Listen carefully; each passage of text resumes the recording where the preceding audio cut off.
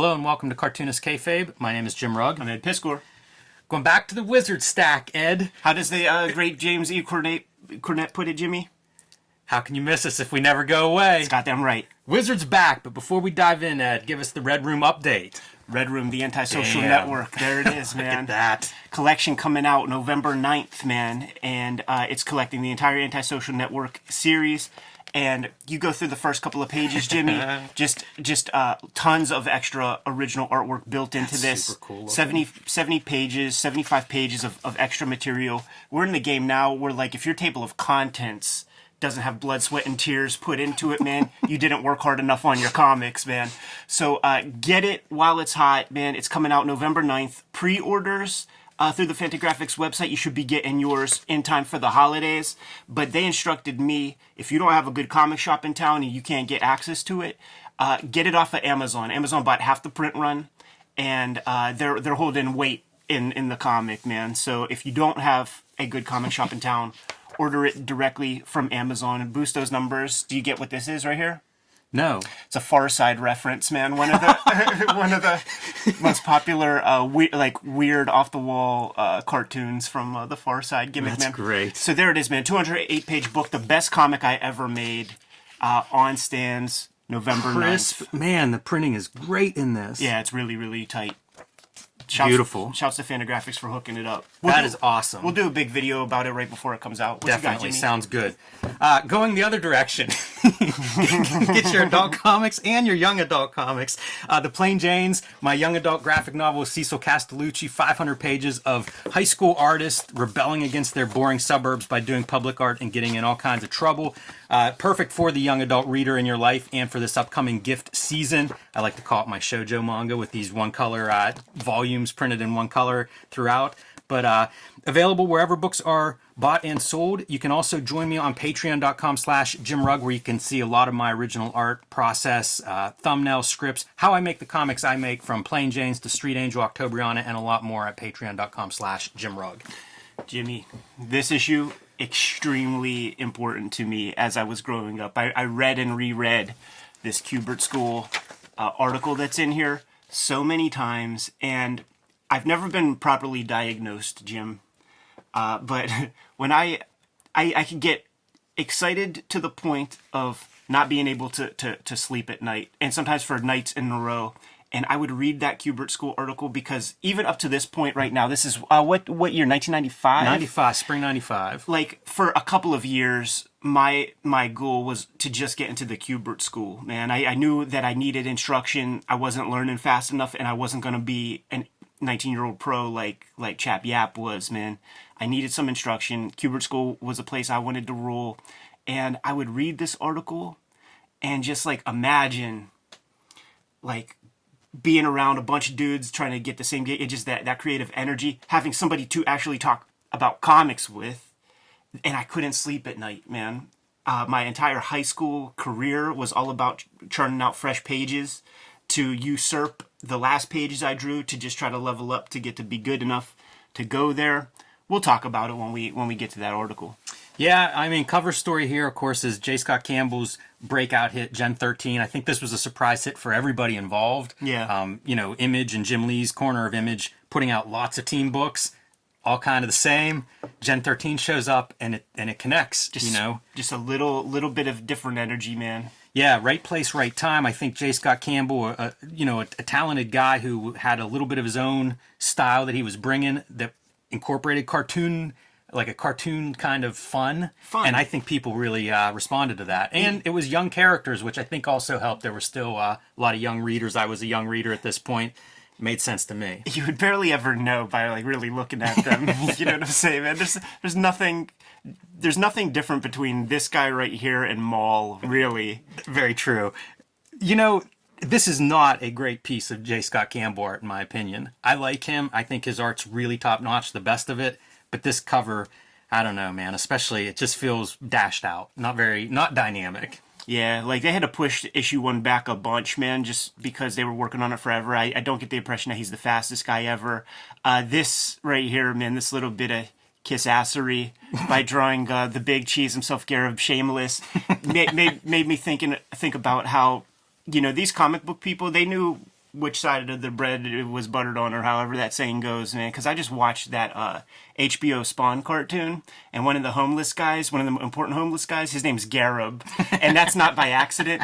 We did previous episodes of Wizard, man, where Jim Lee's bringing in Garib Shameless to do voices for the Wildcats cartoon. Like, this little Lord Fauntleroy motherfucker, man, was had his hooks in, dude. No doubt. And, worth noting, too, like, I don't think this is a particularly great cover. When they do their centerfold, they don't even include half the cover, to give you an idea of what they're going for in this one. Yeah, it's a hard image because they're all in the same, like, picture plane or something. Yeah, there's no flatness, perspective. yeah. It is funny, though, the idea of, like, here are the girls of Gen 13 front and center, and then the dudes are just like, get back, you're not on the list. Right. That part's pretty accurate, I think, for what they were selling. How much sense does this make right here, man? Some Gothic Vertigo tarot cards by Dave McKean. One of the first things that I thought of, yes, that makes a lot of sense. Being page 1 of Wizard Magazine, on the other hand, it surprises me a lot. Vertigo putting up some money to get this prime real estate in Wizard Magazine. I guess it worked for everybody. Like, everybody was sort of aware of Wizard, even if you were not on the Image bandwagon or not on the Valiant train. Vertigo, page 1, man, that's a lot of money. You see these, like, weird hack fly-by-night publishers who have ads in here as well, man. And they're totally those people that you would see at the Comic-Con that have $1,000 worth of signage and one little flimsy comic book that sucks ass, man. All right, your table of contents, the familiar spread here. You do get a shot of the Kubert School dudes in action there over their drawing tables. Always funny seeing, like, comic book artists at work, because, like, what are you gonna get? It's a bunch of dudes hunched over their drawing tables. I mean, there's energy to that, man. Like, I studied this image so closely when I was a kid, man. I'm like, okay. Actually, we're not there. We'll see a better spread of that. You do get a little bit of Joe Kubert, though. Grand Poobah there at the front of the line. Death of Clark Kent, because Superman worked so well. Clone Wars, man. I got a box copy right behind you, man. Nothing in the magic words stood out to me this month. Kind of the same old stuff that you get out of Wizard. No particular fun comments, no pros showing up. At least none that I caught. Birthquake sounds like a Steve Mazzarski invention. Yeah, what a shit name. We're going to get an article about Birthquake that I'm sure Valiant paid handsomely for. Yeah. I mean, like pay attention, people, man. Like, you got an ad for Birthquake, Acclaim, Valiant stuff. We're going to see ads for Gen 13, and guess what? There are articles involved as well. Yeah, this was definitely feels like a pay-to-play from the beginning. Yeah. And I feel like we comment on that pretty much every issue. Fun to see what these ads are, though, and what was coming out, like Vampirilla and Harris Comics. I remember seeing those floating around, probably even bought a Harris comic or two. Always loved the envelope art. And Lobo, once again, representing, like, people forget how popular Lobo was in this early to mid-90s time. But don't forget, man, envelope of the month, Riptide from Team Youngblood. You know, I'm glad you said that, Ed, because I was looking at it going, who is this? Is this some bad lady death? Like, what am I looking at here? Riptide. I could be wrong, because I think you're right. That doesn't look like water, but that's who I think it is. It's very funny, and I don't think they call it out either. It's sort of like they might maybe not nobody even know. knows what it is. It's just a scantily clad woman, so that works for the Wizard staff, I think. But what you're getting is that like a Todd Knock piece of art, man? And his name is Exit from New Men. I had no idea that's what that character's name was. I thought it was like Portal or something. I like the Max piece. That's a pretty sharp piece there. One of the other things that we say, man, like, I mean, this is a popular magazine, so I'm sure they're getting lots of art that they could kind of, like, weed out and pick the best pieces. But even in the fan art stuff later on, like, there's rarely ever a piece I dislike. Yeah, it's funny to see sort of like fan art up generations. You know, we have like fanzines in the 60s and 70s where it's mimeographed and pretty tough to do too detailed a work. Then you get to Wizard and it's pretty sharp, and you think of the fan art now that's in the back of Red Room, like, it's incredible. Like, these guys would have been hired, they'd have been yanking them out of the lines at conventions to put them on staff. Hottest miniseries of 1994, now the Unlimited series, and as you noted, we get a cover, we get an ad, we'll get an article. It's a package deal. Marvel's Heroes World purchase leads to industry questions. This is funny because I just read Brian Hibbs talking about like the first week of Marvel shipping with Random House was this week, and apparently the books were just trashed, like really not cared for in terms of packing and stuff. Harkens back to Heroes Man, World, this is such a big part of this collapse.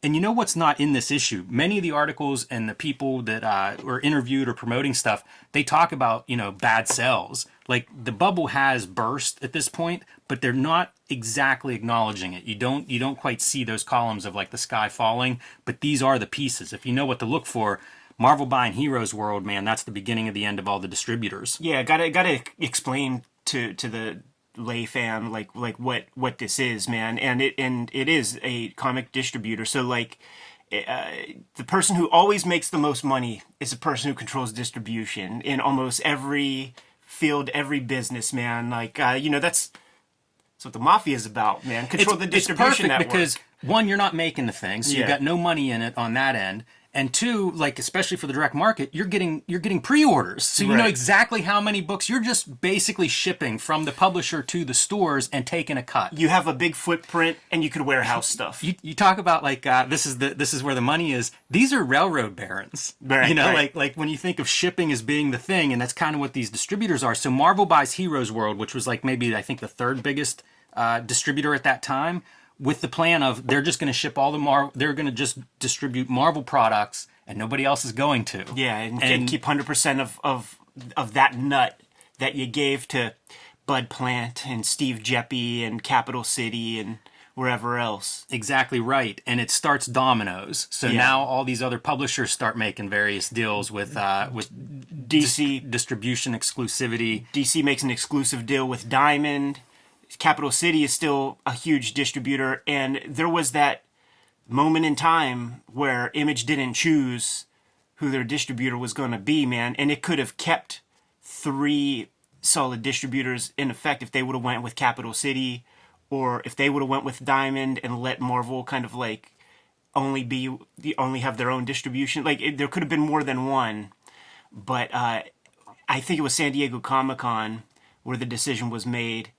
And everybody was kind of like waiting, if the Fantagraphics guys were just like twiddling their thumbs, like pacing, trying to figure out like what the decision was going to be, who's Image going to go with, because that's going to sort of tell the tale of how things are going to shake out in the future, man. And they ultimately went with Diamond. So that just kills Capital City. Marvel has this Heroes World thing, which becomes a colossal failure. Exactly, that's what I was getting to, man. Like the last job I had was at a call center handling orders for Marlboro catalogs, dude, and they also did fulfillment.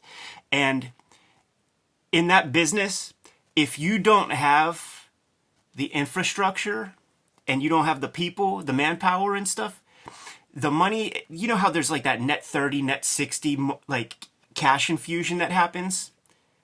You still gotta, like, there are certain bills you still have to pay, like shipping. Like, this money you can't get credit for shipping at the post office, you know what I'm saying? So, I've seen it. I've seen these fulfillment centers, these distributors, just fucking on the balls of their ass because they had no idea the orders that were coming in on credit. You know what I mean? So it's like they don't have money today. How's it go, man? I'll gladly pay you Tuesday for a hamburger today. Hence, wimpy. I love it. Yeah, I was gonna say comics talk. Otherwise, it's like one in the hand is worth 2 in the bush. Yeah, not the comics version. That's kind of what happened here. These guys were on the balls of their ass, working their asses off to try to fulfill these orders. But ask any retailers that we talk to and shoot interviews, man, we'll get the scoop, and they all pretty much unanimously talk about the headache that Heroes World distribution of Marvel Comics was for them. And this might be, I might not get Marvel Comics at Galaxy News, right, 20 paces from the house anymore. That might be fully over now. I'm not getting them at Giant Eagle now. Now you got to go to the comic shop, I think. James Robinson leaving Wildcats here to concentrate on Starman opens the door. Well, I don't know about opening, but Alan Moore ends up writing some Wildcats there. That Robinson guy, man, he was big in the 90s. Yeah, no doubt about it. Nothing outstanding here to me. Claremont coming back to a team book with Dwayne Turner. Note the little tiny ad. This is Chris Claremont, writer of the #1 book for the past 15 years, and this is the ad space. And because if you look below it, Sovereign 7 is a trademark of Chris Claremont. That's right. DC ain't getting much off of that, man, so that makes perfect sense. What's good about this is it gives you a good barometer for like the time and place, man. We are in the Bad Girl era, and Lightning Comics, man, they're talking about their exclusive nude variants, right? And how like there's going to be a Helena cover. Now these are the guys that we heard about who are like, you know what? We really care a lot about the medium and the business and industry. Here's what we're going to do. We're not going to print more than 250,000 copies of any first printing. Ludicrous. And if we go into second prints, it's going to be years after. At least 2 years. So I do call High this level out. of optimism on their part. Totally. I do call this out, though, because I really feel like this Ruth Morrison is fucking full kayfabe, where they're just like, we need it to be a woman's name, spinning the yarn about the value of comic book covers with tits and ass on the front. Yeah, you turn the page, more of the same. This is sort of like we're in that bad girl era at this point. With photography, right? Like there's this is a model lady, and the Rob Liefeld piece is about how he's like got a new. It's not the same chick. Are you sure? Because she I'm was not sure. Vampirilla before this. Okay, That's where she's coming from. Maybe it is. Yeah, she's turning heel. She's going from one territory to the next, man, leaving Harris Comics. The Hulk Hogan of booth babes. When you hit #1, you got to leave the territory. Marvel reduces editorial staff. This is interesting. I saw recently somebody posted like their DC office card from, I don't know, late 90s or something, and like nobody is still, on staff from that time. The turnover on these editorial staffs is something I never really noticed, but I'm hearing more about and seeing, and once you're aware of it, you definitely see whether it's editors jumping back and forth between Marvel, DC at this time, and now, to a few other companies. But this kind of turnover is...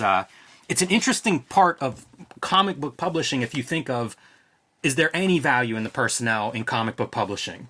And the answer is no, not according to the publishers. Yeah. They have no like, oh, this is a successful editor, we need to keep him or her on board because they have a track record.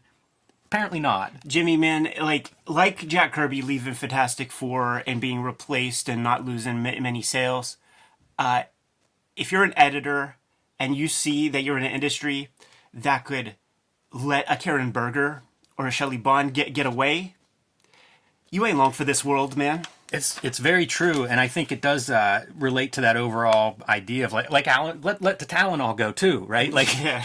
it's totally opposite of what you look at in a traditional book publisher, where it's like Stephen King, whatever he wants, get him a different editor, a different publicist, whatever he wants. That's what we're doing because we don't want him to leave. Like that Comics. Like that Michael Keaton founder flick, man, about the history of McDonald's, man. He's not in the hamburger business; he's in the real estate business. The big two are in the like icon business. Yeah, the licensed property. Yeah, licensing business. No doubt. Words and Pictures Museum. Kevin Eastman's museum in Northampton gets a new location, and one of my big regrets is never getting to this place whenever it was open. It sounds cool. My wife went to grad school in Northampton, so like I would go and I would look, like the building was still there, but the museum had closed by the time I got there, and just like, man, the shows sound good. You see a Bill Sienkiewicz Elektra art on the walls. And we talked to Eastman. All the art that he had. Like, these shows would have been great. Yeah, absolutely, man. I would get the catalogs and stuff, but I was like 13. Like, my parents ain't going to spend their hard-earned money and use the family vacation for that year to go take me to the Words and Pictures Museum. No, that's some high-level parent manipulation if you could pull that into a vacation. Yeah, nah, man. You might get a Kennywood trip out of the deal. That's it. Wizard Fan Awards, not too much to pull out of that, but it's funny that they were like trying stuff, and you can see maybe not quite the hit the Eisners would go on to become. I mean, it's just fanboy stuff. Totally. Improved female character. Like, what the fuck? Give me a break. Lapham, Stray Bullets launch. How awesome is that to see, cool. man? I was gung-ho for this thing, like pre-ordering this at the comic book shop and stuff. Very excited by it, and it turned out better than I hoped for or expected. Think of what Stray Bullets has gone on to do over the years, and Dave Lapham is a cartoonist, and this is sort of his initial foray into self-publishing and doing the comics that he wants to do, writing his own comics. This was turns out to be really big in hindsight, I think. Absolutely, man. An extremely important comic to me. Like we did a video way back in the day where we were going through like my first 1,000 shitty pages, man. And many of those pages were drawn like in this exact era. This cover is iconic to me because I carried this magazine around with me all the time, and like I would just reread this thing so much. I put this on my pull list when I was a kid, like had like probably the first dozen issues, and then just life happened and I needed more money and stuff, couldn't keep up, but put them together afterward. There's going to be a Palmer's Picks that goes into greater detail in a couple of issues from now, but freaking huge. So important to me. I reread the comic often, and we do have a video about the first 6 or 7 issues. I have the Uber Alice edition right on my nightstand, Jimmy. Whenever you're ready, just say the word. We'll do the next batch of issues. Yeah, that's a fun book for me, so I was happy to see Wizard on top of that one. And it makes sense, they followed Valiant around, Dave Lapham getting his roots there in Valiant, so it kind of makes sense that he'd be on their radar, but still happy to see it. A reboot ad. Yeah. Brendan McCarthy, we're fans of his work and stuff, and this is what he's doing at the time, so kind of neat to see that pop up in Wizard pages. Nothing to do with Wizard, just buying an ad there, but Brandon McCarthy, like... There's going to be a couple, too, man. There's going to be a fold-out and everything, and, like, I desperately wanted to see this thing, but it never aired in Pittsburgh. Yeah, an early 3D animation, the big piece there.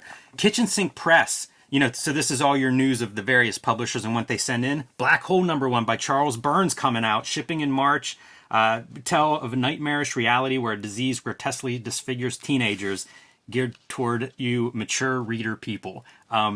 Black Hole, man, that's another one. Think about the run that thing puts together over the decade following this little tiny, barely mention. It's going to get its due in Palmer's Picks as well. And that article, that little oasis in the midst of this very poopy magazine, man, was one of the most important educations in comics that I got at this time. And I think a lot of us... Tom Palmer Jr., once again, many thank yous. That's goddamn right, man. Think how many books he sold over the years. Even like legacy people that found indie comics. I probably would have left comics if I didn't find indie comics. I think I might have too, actually, man. Especially like this era and some of the stuff we're going to be talking about in this issue. It wasn't speaking to me in any real way. I was buying this magazine kind of through an inertia or something, and for the promise of some of the nuggets, like the Kubert School article and things like this. All right, so here's our first feature article, and it is on Gen13. J. Scott Campbell and Brandon Choi talking about their plans for the ongoing series. You mentioned earlier that it had been delayed a lot. They addressed some of that stuff, the pressures that they're feeling to make this comic good. Jim Lee has stepped back from his involvement. He said, they call me #1 because I'm the #1 fan. And I was thinking, like, maybe they call you #1 because you signed the checks, motherfucker. I think that could have something to do with it. But gearing up for this big launch, and it's not mentioned anywhere in this issue. At least I overlooked it if it is. But I think this ongoing series launched with 13 variant covers. We're gonna that could be some kind of afterthought that they didn't have in mind at this moment. You know what I'm saying, man? But it'll get its coverage. You'll see little thumbnails of every cover. Maybe it might even be the next issue. Pretty fun stuff, though. Again, just kind of, J. Scott Campbell, very young guy at this time. I enjoy that kind of enthusiasm. Like, he comes in, creates essentially a really successful team, gets to launch it into an ongoing series that he's sort of involved in planning storylines and stuff. It's great. It's very, very fun. By issue 3 of the miniseries, and for those playing at home, that is the one that has Pitt versus Gen13. You just watch his art level up page after page after page in that book. So that to me was the draw of I'm watching this dude level up every page. He's getting syncopated with Alex Garner, the inker, and the coloring is starting to make sense over top of it. It's almost like he's figuring out how to do good artwork that's complementary to the coloring. By issue 4, when they're finished, we're all well, give me some more of that, man, because it finally gelled into what it is, man. It was like a hacky Wildstorm Studios, Gilbert, Jim Lee book at the beginning, and then he found his footing at the very end. You got to bring it back and let us see some stuff. And all this teaser work was exciting, man. You just seeing a little bit, a nugget of personality in the characters of a Wildstorm book was enough to sell you on it. He would also do this thing a lot with these characters. He would sometimes draw their heads real big and make their bodies kind of small. Just a That's weird probably that, proportionality like, thing. how do you draw a young person? You Yeah. know, like none of us can do, like a kid or somebody that isn't 11 and a half heads tall. Yeah. All right, school's in. The Joe Kubert School of Cartoon and Graphic Art.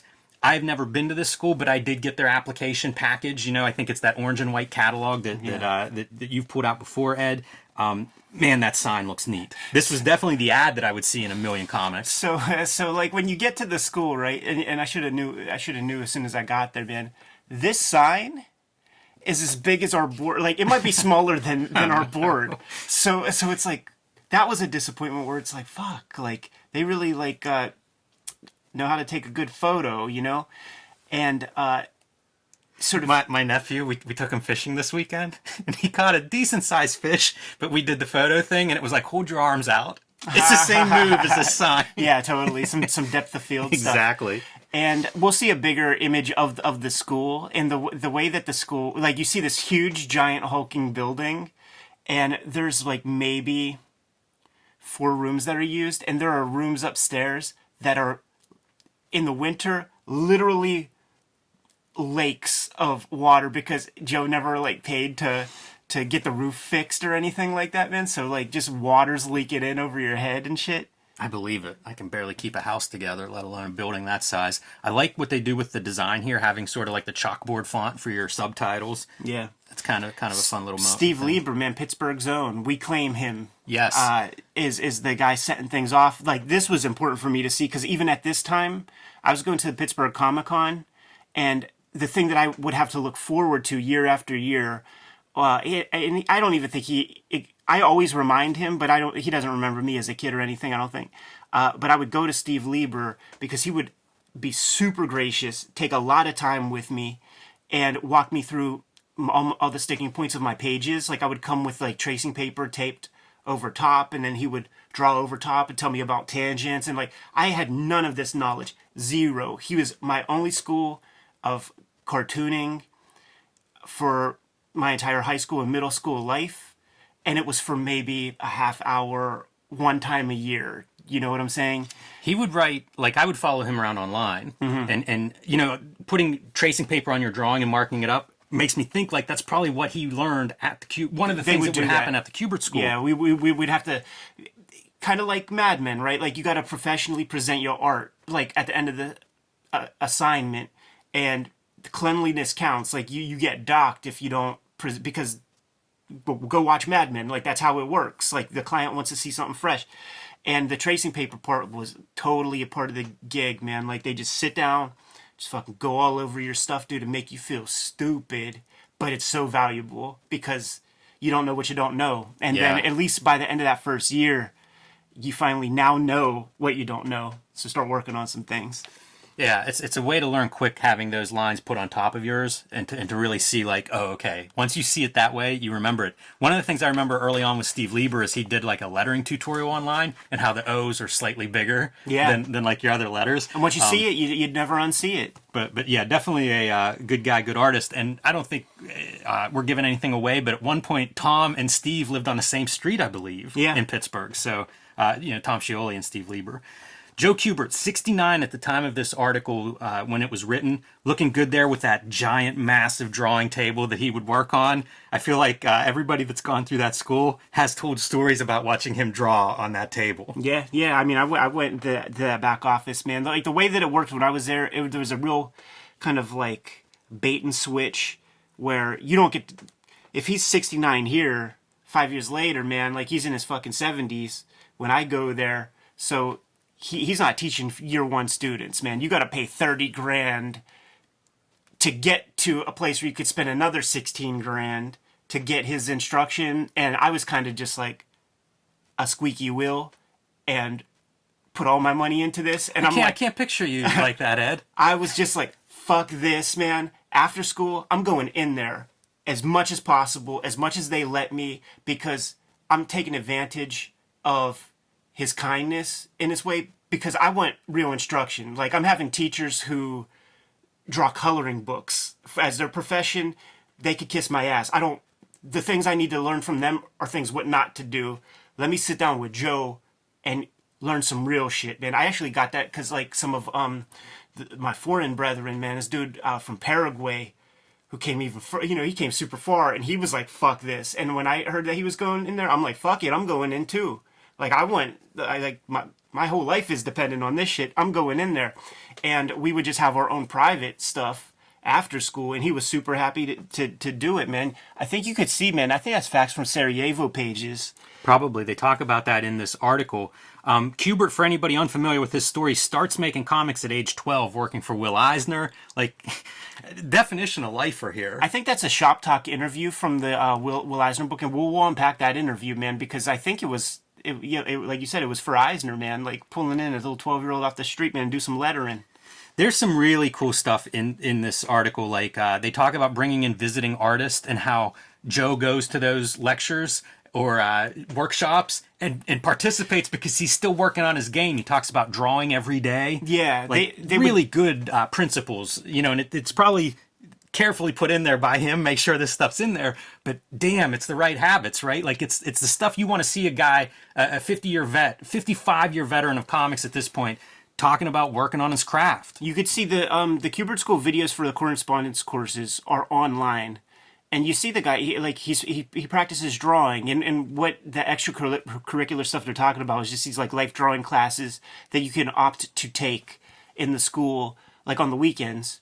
And he comes in there, and his work is doing the same thing, but like it's very specific, and it's not kayfabe, like he would do that shit and just like constantly work on that stuff, and he would basically tell you like, now's not the time, to like be talking comics with me. Like, I'm here like you. Like, I'm just drawing, man. So, like, give me some space. Let me work on my shit, too. Like, it's that Kobe Bryant principle, dude, that we talk about, man. It's your 1,000 jump shots before practice begins. This is where I stayed, man. 30 people. This was the original Squid Games, Jimmy. Because there's 30 motherfuckers in here, man. And they're just going to be dropping like flies. By the time Christmas comes, there's going to be a lot more room to breathe in that house, dude. Yeah, I believe that. And this is your massive school facility, I guess, where you're talking about some of the rooms being, roped off or whatever. Yeah. Makes sense. Look at the size of that school. How many classrooms could you possibly need out of a building that big? So there would be a daycare here. You enter there. First year rooms are here. So like this one would be homeroom 1C, which was mine. That's 1D, 1B, 1A. Directly above your head. None of this is being used, man. So these are like where the lakes are of stuff, man. Main hallway, and then the second year kids are here. And then up top, second year animation and third year animation and third year comic kids, which is only like maybe 1 or 2 classrooms because it just gets whittled down more and more. And Mike Chen, this dude, one away from Jesus of Kubert School, and he knew it, and he was super cool, man. He was very he would have to be a substitute teacher sometimes whenever the blizzard would happen and a teacher couldn't make it in, and he had such a reputation being such a hard ass and stuff. And the first year students, man, they get like the least respect in the whole class. So this one time I remember he was coming down the hallway, and he just put his hands up like that and walked through the middle of everybody, and like all the first year kids are like moving to the side. It was a good move. This is some good kayfabe shit too, man, because it's like, oh man, and when I go to the school, dudes like John Ostrander going to be coming to our school to like drop some science, and I'm a Grimjack fan, so I'm like, man, I want to know what John Ostrander's going to come tell us, man. We had dudes like Louis Smalls Jr. who like do 2 comics and and fucking. It still goes to conventions on those 2 comics he drew, and I wish goofballs. I wish they had like all the names of all these. Wonder if any of these guys go on to be pros. They mentioned names throughout this thing, and I was Googling them, and it's very appropriate to my experience where they're nobodies, like they become suburban dads or whatever. Living a fanboy dream from an ad that they saw in comic books, but when I was out there, like, so many people just couldn't hack the tenacity required, and the people who did, like me, Jared Fletcher from sort of famous letterer, designer, multi-Eisner winner, Dude, you become familiar with Carson Gruba? He was in my year, but he dipped before Christmas wisely. Maybe one or two other people. Mike Henderson, who draws a comic called Nail Biter. He was in my year, but he was in my year. None of us were superstars, man. Like, none of us were the expected ones to get to continue. And like, I sort of put the school to the test. Like, when I would have gone to the second year if they would have let me be an RA, but the lady said they'll think about it, and it didn't happen. And all the people who were RAs were the superstars, so it let me know that they didn't think that I was anything. But none of us, the names that I mentioned, were the superstars of our year, and were the people who actually made it. You know what I mean? It's almost like if you're like knowing your IQ, like you're not supposed to know your IQ when you're young because maybe you fall off or you get complacent or something. There was a lot of that there, where like the most talented people, they just didn't make it for one reason or another. I say it all the time, like this idea of natural talent, and by the way, good placement with Ostrander being in the ad adjacent to the article with him. That's Galassi. Yeah. The people that talk about like the super talent, you know, the artists that are just successful based on their talents, show them to me. Show me that guy. Right. Like, it doesn't work in comics. You have to have that work ethic part. There are people who can certainly draw better than others, yeah, but none of them make it successfully if they don't have that work component. Like, that is number 1, 2, and 3 for most important piece, because there's just not a shortcut in making comics, especially in a career of it. Yeah. Claymation Lab. That's pretty fun. You know what is standing out to me on this flip through is how many, like, every other ad is, there might be more card ads than comic ads. And you got to keep in mind, man, this is Fleer, so that's Marvel. Right. Yeah, one of their other moves that was like the beginning descent. Some fun stuff about the Kubert brothers and how, was it Andy that wasn't interested in comics and came to the school to maybe work in administration and then falls in love with the comics part? Everybody likes Adam best, man, and like he went to school at like Rhode Island or something, man, to become a medical illustrator, and everybody, it's like unanimous, like Adam's like drawing and anatomy is so much better than Andy's and stuff, and it makes sense. Like Andy was just kind of like a fair weather artist when he was a kid and just kind of got into it, and I do think comics does work that way. Like, if you start to get that wrist action going and stuff, like it could pull you in. I think this looks so cool, man. You know, like, I would love to see a mask comic that consistently like has this kind of. I like some of the mask comics out there, and there's one with a cover where it's like a big close up of his face. I think Doug Monk probably on the art, that looks really cool and kind of similar to this one. L'Amour Supreme, shout out, man. Like he's got his kind of humble beginnings, man. Do a Zen Intergalactic Ninja the good comics. Zen comics. Yeah. I think there's a couple issues of those. Manga scene. Is this the first manga article? This is the first manga article, and what came packaged with this issue, if I remember correctly, man, was a little digest size of the first color section of issue 1 of the Ghost in the Shell manga with like weird computer graphics and practical color and just an amazing little 8-page piece, man. But yeah, I mean, like, take a look, dude. Domu. This is strong. Mother Sarah.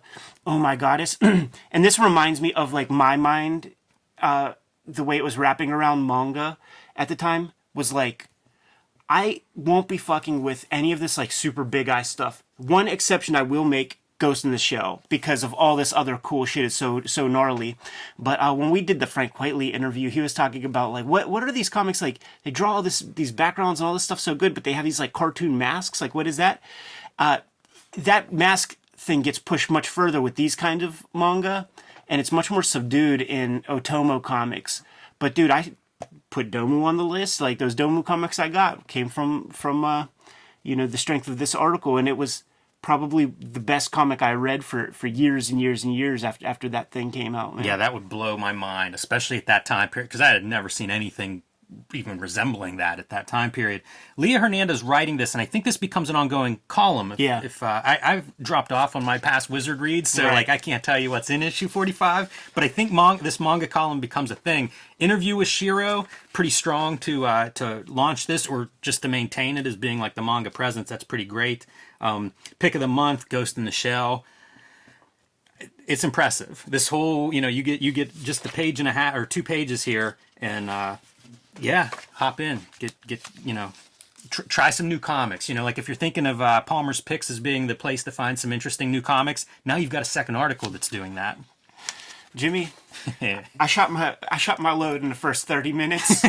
We could breeze through the rest of this issue, I think, man. This is Bart Sears, Wizard's own Bart Sears here, making his big name launch. I actually like these Bloodshot Norm Brayfogle issues. This is after Prime in Malibu's Ultraverse, and you see him bringing the veins with the Bloodshot versus Bloodshot. This was, is it Acclaim, the video game company that buys Valiant before this, and then like sort of a relaunch of sorts to try to push Valiant back, I don't know, near the top, or at least trying to generate those licensable properties that we were talking about earlier, and they had some success. They took Shadow Man, made a video game that was reasonably popular. They took Turok and the N64 game for that, fucking huge, man.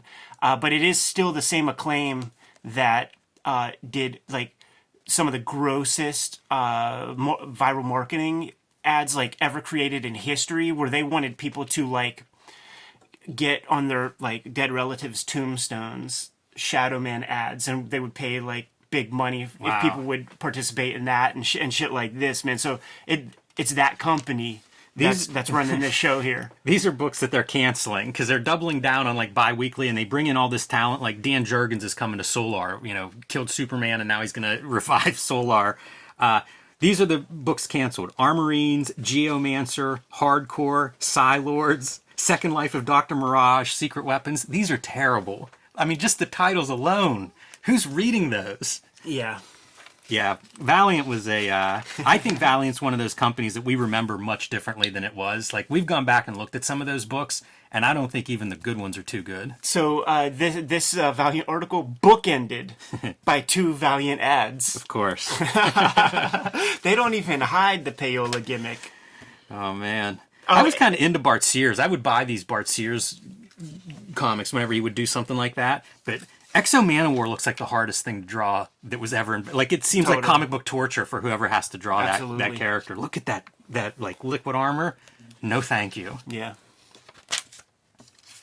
Lady Death, upcoming here.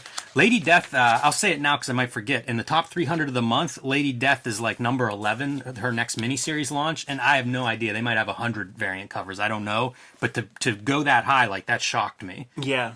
The guys at Chaos, like, they sort of know what the heck they're doing in a way, man. Polito. Because, like, when you go in the back issue bins and the 25-cent bins, whenever that's going down, you'll pull out all of these like Lady Death ones, and then you gotta look on the back, and then you gotta look like real small, and it'll be the name of like whatever the mini series is, and then at this point it's just like, nah, I'm putting them all down. Like, I'll see if there's some Steve Hughes, and if not, man, like, I just can't even fuck with it. That's my guide for Chaos as well. Drawing board, we always talk about drawing board being fun. Win a Greg Capullo Spawn drawing is the top prize this month. Yeah, that's a pretty nice piece. It looks like a cover. Yeah, very strong.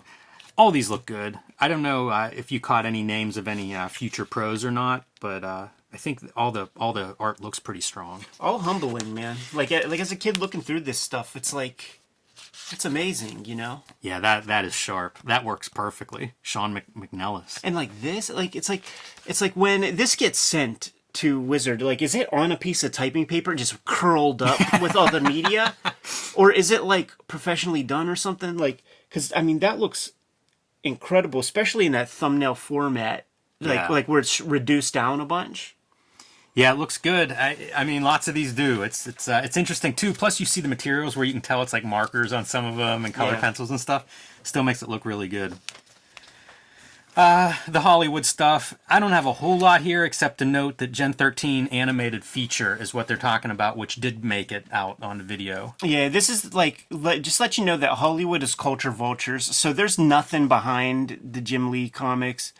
there's not much behind the Rob Liefeld stuff. Name dropping is what's here. Yeah. He had a meeting with Tom Cruise, which the Tom Cruise people say nothing like, he's not doing a movie here. Right. But Liefeld, finds a way to send out a press release for that. Same with Spielberg on Dooms 4. You do a popular comic, it gets you in the door to Hollywood. Yeah. Faust. Yeah, man. Corman doing some kind of superhero-esque movie. Crow sequel in the works.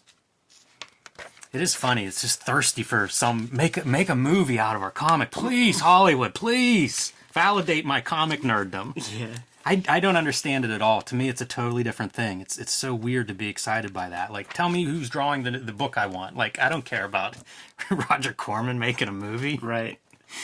Man, this article surprised me. So Chuck Dixon's a writer I read a lot of. I read Punisher as a kid, and he wrote lots of those Punisher comics. And you start reading like what he's written, and it's berserk, the amount of stuff that he writes, which is kind of what this article is about. He's 40, and he's been writing for comics for 10 years. So kind of a late start. He talks about how he gets into the industry. Every few years, he would make an effort, make a push. And that's what happens. You get in hungry, and then you take every job that's offered your way. And, like, he's writing a dozen books some months. Yeah. That's wild. He describes it as running, man, and the conceit of the article is that he's gonna walk for a year, man, and only do 3 or 4 books instead of like 8 or 9 or whatever. Yeah, it talks about discipline, and you have your kid, and that'll force you to sit down at the typewriter. You've seen it, man. Like I've seen a lot of cartoonists, man, that had like potential to take over the game. They knock up their old lady, man, and now they're gonna be doing DC comics and shit like that. Like they're done. They're done doing their own unique fly shit, dude. Dixon, like political stuff comes up, man, and how politics is banned from the editorial meetings and yada yada. This was a time when people of diverse political views and ideologies could actually work together, man. Like, his editor on Batman is Denny O'Neil, like, super bleeding heart. The guy who did the fucking Green Lantern and Green Arrow comics with Neil Adams with all that hippie energy. And Chuck Dixon is coming from a place that's more to the right. And a guy like him or Mike Barron, Punisher is the greatest vehicle for, like, a person with those points of view, because it's an Old Testament character. He's going to cut your fucking hand off if you shoplift, man. And a guy with that kind of spirit should be the person writing those kinds of comics, man. Yeah, I don't think it's on this spread, but he describes Punisher and basically says he's a criminal hunting criminals. Yeah. Which is a pretty good description for it.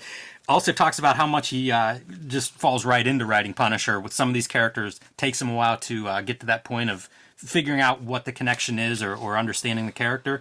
There's some cool stories throughout this. The other editor that he clashes with is at Eclipse whenever he's doing Airboy, and it's Cat Ironwood, who is like famously leftist, and so there's some interesting talk about that because he wrote 40 or 50 issues of that, with her until it just, I think they got to the point they couldn't coexist, but 50 issues in is a pretty good run for somebody that, ultimately you decide you can't work with. Well, yeah, sure. But and it might have gone under at that point. I'm not even sure of the timeline. No, because it was a bi-weekly comic, so that's 1 year, really, or 2 years only. He also did a stint on the NAM, and he talks about how he wasn't a Vietnam veteran, so he was reluctant at first, and he would just interview, like, Vietnam veterans and stuff to try to, keep that book grounded. Yeah, for sure, man. It was always that Doug Murray dude. And the whole design of the comic was like every month is 1 month of life in Nam. Like, so it needs to be, 99 issues. And some of the issues that he wrote were the ones that had Frank Castle fucking Punisher in there, which was an embarrassment to him. And he says that it was the wrong move. Like, we shouldn't have done it that way. But, like, they needed to boost circulation. If we were going to get to issue 99, we had to actually get people to read the thing. And I think those were the Zaffino issues. Oh, just covers? Yeah, he didn't do the interiors. But he does work with Zaffino on Winter World. Yeah. And he mentions that they wrote a sequel, Winter Sea, which was just published like in the last decade by IDW. So, yeah, Zaffino, a great artist. But when you write as much as he does, like, he works with tons of different artists. Talks about Larry Stroman and how good he is on Alien Legion. So, kind of a fun interview. I actually enjoyed going through this. It's a time capsule. but this is a guy who's doing so much work and working for half a dozen different publishers. Like, you really get an interesting perspective on the comics industry at this time. Here's the other thing too, man. Like with like his perspective, like he was also writing Green Arrow, who's a character completely divorced from his own views, but like you do the job. You get the job, you do the job, man. Yeah, it's interesting him talking about that experience too, because it's like that's a character he doesn't like. Oliver Queen, you know, but it doesn't mean you can't make that an interesting story, you know, with these characters. So kind of cool to have that dynamic in there too. Windjammer is one of the Valiant imprints now. They've got a couple of imprints that they're coming up with, and that's one of them. And I believe that this Valeria is just a reprint from the continuity Valeria. Valeria. I don't know however you say that. Yeah, it doesn't matter. Like, no, Adams couldn't tell you. This was an article I had some trouble with. This is Peter David taking on Aquaman, and talk about, like, I don't know who this artist is, but I have no interest in reading this. No. Like, if you go back, like the hand in the gimmick, like I do like this. I do. It's piranhas that ate off his hand. I didn't know that until I read this article this week. Yeah, I actually kind of like this too, but. Yeah, it's Peter David, and it's this bloviating. It's not a hook, and I get really offended when people say that it's a hook, and I do everything I can to not have Captain Hook jokes. It's a harpoon, and harpoons are cool, and he's just so dorky. I'll be honest, like Chuck Dixon's dorky in his thing in a lot of ways too. Like, it's not the stuff that we're interested in talking about, man. When it comes to comics, like formal aspects, and they're not talking about like the different things they're teaching themselves or like learning as they make the comics. Chuck Dixon and Peter David are talking boatloads of fanboyishness that would you'd end up in a divorce, and I definitely would be the next Henry Darger and never be able to leave the house, man, if we talked the way that these cats were talking about their comics. It's a really interesting split. And I go back to like Miller and Byrne as being the two guys that go in these directions. You know, Miller sort of embraces that formal, you know, let's play with some of these formal elements with Dark Knight. Byrne embraces the fanboy part of like, Superman's the best character. Let's restore that character to his greatness. And I think you can see those two veins, like, you know, diverging as comics have moved forward from that 80s point. And you're right. These guys are sort of on that side of the fanboy presentation. And Wizard is sort of straddling that line as to how do we cover this stuff. And you'll see it in the same articles, like File Under X. Big standout here is Charles Adlard is your artist for, 40 issues or so of X-Files. This ends up being a pretty big run. I bought all this for a friend of mine. Their kid got into X-Files, and I remember buying like the stack of them, and like the one moment I had some cool comics cachet for the non-comics fans in my life. But Adlard, of course, Walking Dead. Yeah. Like, talk about two pretty major runs. I can remember X-Files, you know, at its peak was so popular, like being, you know, cover of Entertainment Weekly and stuff like that. Chris Carter, the creator, a big deal, supposedly approves the X-Files each story that they do. Kind of an interesting article here, because who knows how this turns out, right? It could be 4 issues and stink. It ends up running like several years and being pretty good. And I think give Adlard a lot of credit, because he's the consistent piece. Like, you look at it and it's the comics themselves are well done, which is often not the case with the licensed books. As just an image, man, this composition is really beautiful to me.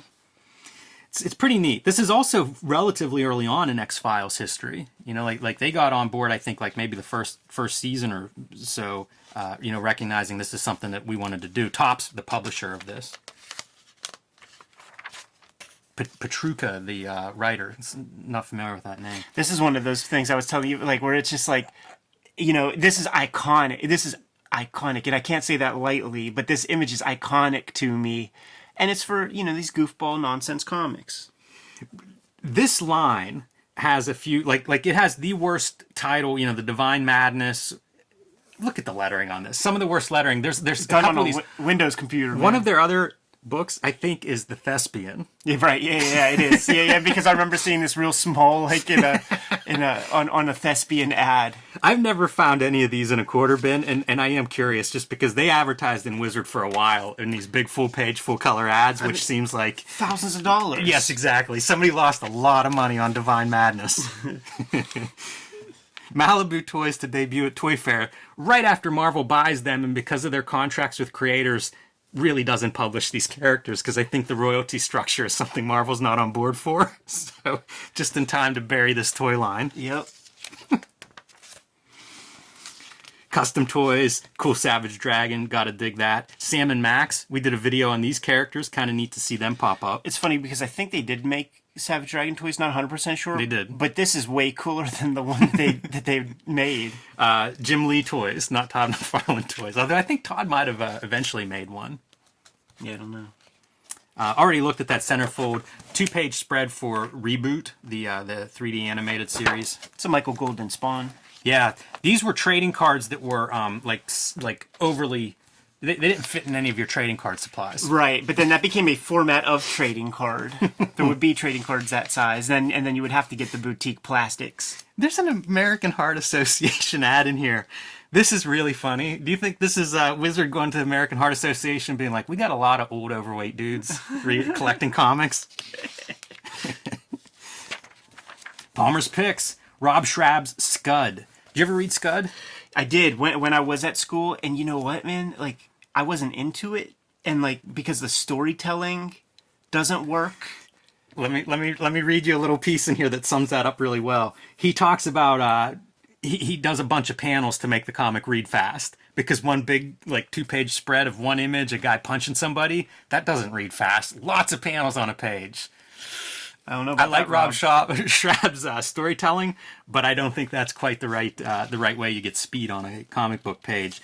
I became a fan of his whenever he started making video and TV and movies and stuff, and did Heat Vision and Jack, and that was the thing that was like, that's it, I am all in. The very first time we hung out, man, you proffered a VHS tape. Let me borrow, man. I had Project Grizzly, had that Steve Martin comedy special with the arrow through the head. And nestled in between both of those was Heat Vision and Jack, man. That's a great tape. Jack Black talking to Owen Wilson, the motorcycle. 4 solid hours of entertainment right there. But yeah, like my roommate in art school, he had all the Scuds, man. And as a comic book, at least the ones that I read, man, this looks so cool. That's just I want to like it. I think it looks awesome. It sounds really good. He's an assassin, and the guy he's supposed to kill, he maims, and then he doesn't self-destruct. The deal is these assassin robots, they kill their target and self-destruct. Because his target's not dead, he's still alive, and now he's taking hits on people in order to pay life support for the guy that he mangled the first hit. There's gonna be. It sounds good. It looks good. I have several back issues, but I don't really connect to the comics as much as I would like to. But it does look very cool. And he does like 20 plus issues of it, which is awesome. And other specials, the drywall special. Scud eventually gets a human big muscle arm. Yes, I like that. I like that. I did a commission of that once. And it was very fun. That's fun, man. He mentioned, Dan Harmon is mentioned here, who goes on to have quite a career in Hollywood. Creator of Community is probably one of his bigger credits. But they were part of an improv group back in, I don't know, Minneapolis or somewhere in the Midwest there. It makes sense. This is such a Midwest kind of sensibility, like a disposable assassin who gets a human arm. Like it's cheeseball middle America kind of. You see like the influences: John Woo, Sam Raimi, Quentin Tarantino. Like, yeah, that's perfect. So kind of a neat pull out here. And pick of the month, 00 Fantagraphics anthology that's starting up, and a lot of good art would come through there. So pretty fun. Like we said, Palmer's Picks. I mean, I could be done with this issue now, Ed. It's pretty much it, man. You got some Reboot ads. Reboot, man, really making a push. They wrote a big check. Wrote a big check to Wizard this month. It never, like, I think it was a syndicated show, so that meant that, like, smaller markets like Pittsburgh just did not find space for it. Yeah. Never saw it. Still getting card coverage. I don't know how long that sticks. Feels like that had let up at some point, but top 10 heroes and villains. None of this matters, man. Flip the page, go to the good and cheap. I always like that it's Mort of the month. Yeah. Judge Dredd #1. Brian Boland art coming here. That's a pretty cool series, pretty cool everything, like the start of Judge Dredd in America in a lot of ways. Yeah, absolutely, man. And these comics were being bundled in multi-packs at Kmart at the time. So for like, $5, get a pack of 10 comics, man. And there would be these Eagle comics, and not just Judge Dredd, there'd be Strontium Dogs, Robo Hunter, Slain issues. and I fucking would just, I couldn't get enough of those things, dude. Couldn't get enough of them. These Eagle comics aren't too bad, but then they switch to like Fleetway quality. Yeah. And boy, does the production suffer. That's the stuff that that Bill Boy Show always talks about, like where the publisher name points out the deficiencies of their comics, and quality comics were shoddy at best. Yes, at best. I think they would like just like horizontally shrink them to go from magazine size to like comic book size. And you would notice it most with the lettering, because yes, the people would have skewed heads, but so does Prince Charles. So I just thought British people had that shaped head. But the lettering, like I just automatically in my mind, because I didn't know those details, I'm like, the British lettering style, very weird, very, very narrow, and I felt the same way. yeah. Talk about nerds. Picks of the month is terrible. We said Gen 13 kind of cool. Again, not mentioning the 13 cover variants. Birthquake doesn't even get like a single book call out. It's just Birthquake. I think it's misspelled too. I think usually it's 2 words or With a hyphenated dash, or something. Yeah. Death of Clark Kent, please. Ripclaw 1. Like these are bad selections. Yeah, super awful, man. It really paints a picture like I went through like the more pick stuff. And you start looking at like what's being published and what the stories are in some of these books, and it's just the worst. And you gotta give props to like a Mike Allred, like these little oases in the midst of nonsense. He stuck with it. Like he's a handsome dude. He could go back to being a news broadcaster or something like that, but he loves the medium. He stays in the medium. Tim Truman, there's some J.R. stuff. Lansdale, Steve Rude, doing his Nexus book, but by and large, these things are rough. And, this is Age of Apocalypse. Yeah. It's. Do you realize we're on page 133, almost done with this video, and haven't mentioned Age of Apocalypse? Like, what's going on, Marvel? Write the check to Wizard. You're buying Heroes World and Flare and all this bullshit. Like, you don't think it's important to promote your big books? I think this is Joe Mad's influence on comics is like rearing its head already, man, because like Iceman just never looked that way before Joe Mad got into the game. Yeah. With his Warblade hands or yeah. Ripclaw, take your pick. Little Wolverine influence there. Top 10 comics. Fun gimmick here is J. Scott Campbell joins in the commentary, so he has some not much, but he offers a little bit up, mostly praise. He's not cutting promos on anybody in this, but you see Gen 13, 3 issues here, including the Pit crossover you mentioned earlier. There Ed. it is. There it is, man. But the Bad Girl stuff in full effect, right? I mean, what I love about this is almost all Bad Girls. Is as books hit this top 10 thing, like you go to the price guide, they're very expensive, and these would be wall books at the Comic-Con, these would be $40 comics and shit. And it's like, I think I got everything for 25 cents or less, with the exception, I think that might still be expensive. Like, I haven't found that super cheap. And Lady Death. I don't think that it really did big numbers in a way that could make that a 25-cent book. But every single other comic here, I picked up for a quarter or less, within the past decade. Yeah. Yeah, no doubt about it. And there's your Lady Death 2 coming in at number 11 on the top 100. That's amazing to me, man. Tip of the hat to pull that off. Spawn, top 5 book pretty consistently for, I don't know how long it stayed on top, but many years. I mean, it became the sort of highest selling independent comic just recently again, of the 21st century with Spawn 300, I think. I'm criticizing Marvel for not shelling out money and having their Age of Apocalypse ads.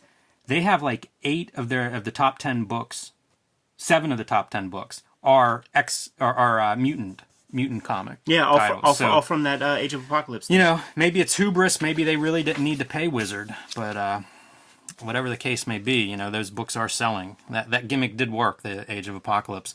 Hot writer, hot artist, Frank Miller coming in at number 2 in both categories.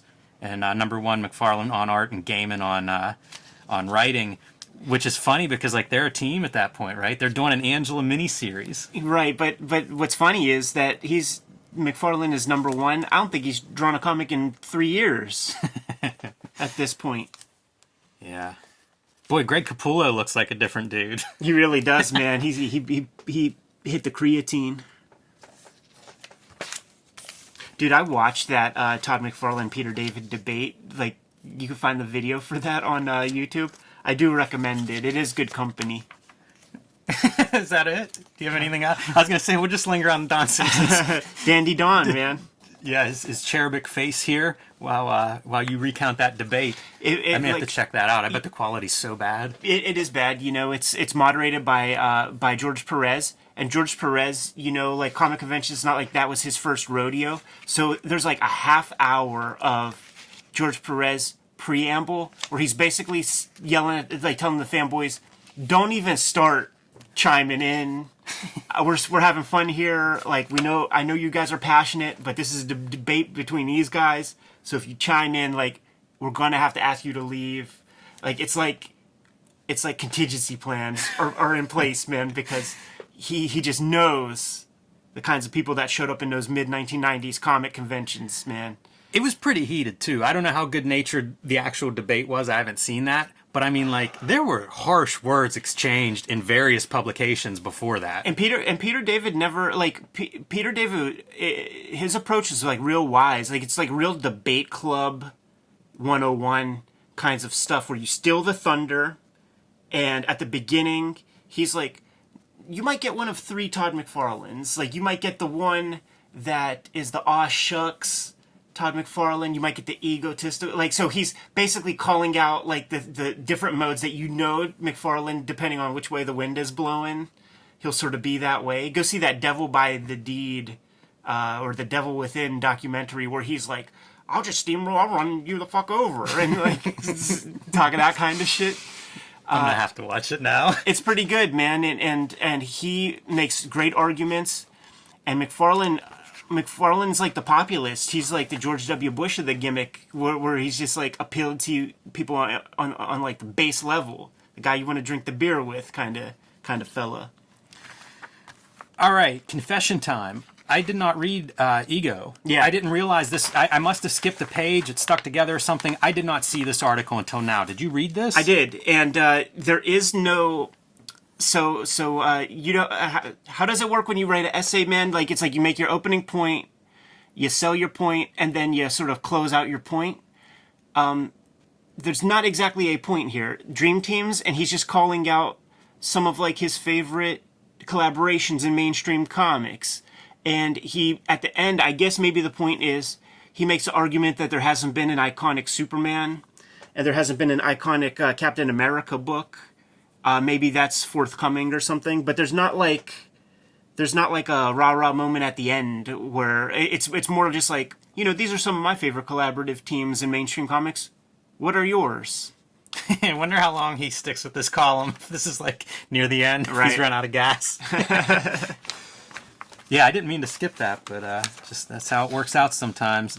Just fluff stuff, you know. Interview with the assistant there. Interview with MD Bright or profile with MD Bright. Nothing too big stood out here except comics you currently read and Concrete. Wow, that's an incredibly short list. So Concrete, the only thing this guy's reading, which is kind of fun. Yeah, another oasis in the middle of like the comics glut, man. That really is. This was the period of time. The only monthly book I'm really fucking with, if they even got to that number yet, was like Preacher. I'm now saving up my loot, biting the bullet, and paying $4 for an 8-ball comic in the back issue bins, and padding out my Love and Rockets collection. Like I've left mainstream comics, even though I'm still fucking with Wizard Magazine. There's very little that's coming out from the big two that I can even deal with. I'm not even really messing with Image books. Yeah. And I'm just developing my education on Robert Crumb and getting weird old weirdo magazines and stuff. MD Bright, he was my dude on G.I. Joe comics. I was going to say, pretty interesting career. He's 39 at this point, but this is a guy that did comics for several decades.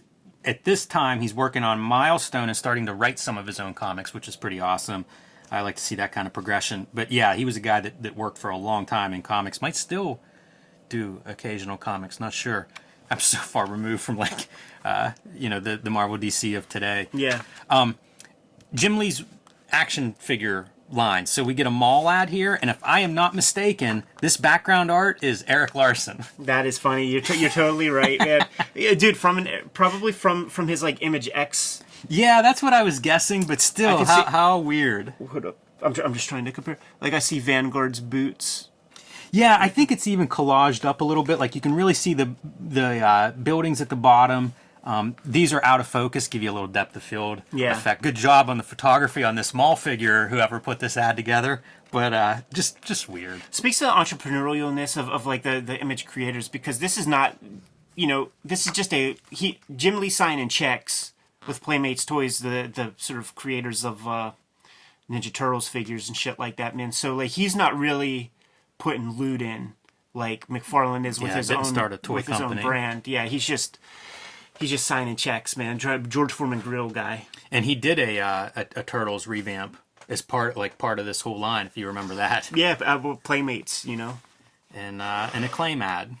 Go figure.